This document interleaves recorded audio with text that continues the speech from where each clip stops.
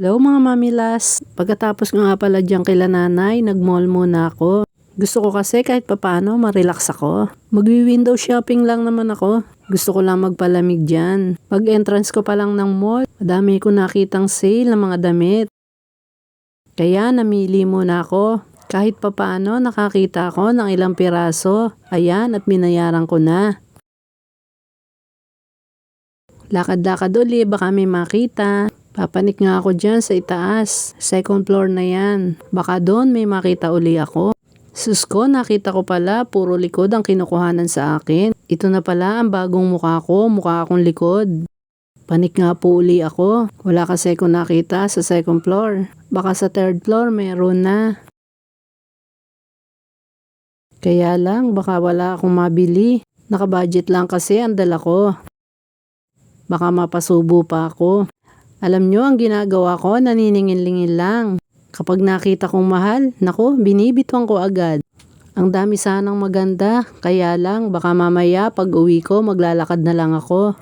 Yung pamasahe ko, maipamili ko na. Wala yata akong ginawa dyan kundi lumakad ng lumakad. Mana pala ako sa nanay. Lakad lang ng lakad.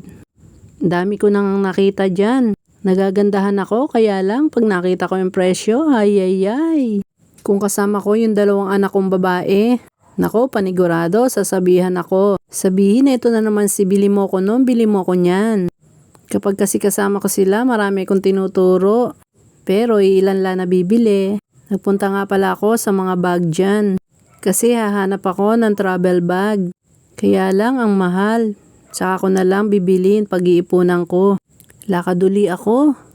Abat may nagpakinang ng aking mata. Sabi ng sales lady, buy one take one daw ang hikaw. Kaya lang di ko nagustuhan, maliliit. Tapos nakakita ako ng inuminan. Ang mahal din, sa baso na lang ako iinom. Pumanik nga uli ako sa fourth floor para maghanap ng murang makakainan. Ayan sa ibaba ang daming sale. Diyan ako nakabili ng mura. At least kahit papaano may bitbit. Kalalakad ko, ginutom na ako. Bumaba na lang ako dyan sa ibaba para doon humanap ng makakainan. Ayan, nakakita na ako, kakain na ako. Tara, kain po tayo. Nang makakain na ako, naglakad uli ako.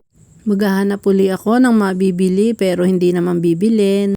Nakakita nga ako dyan ng sandals kaya lang wala daw size para sa akin. Ang ending, di din nabili.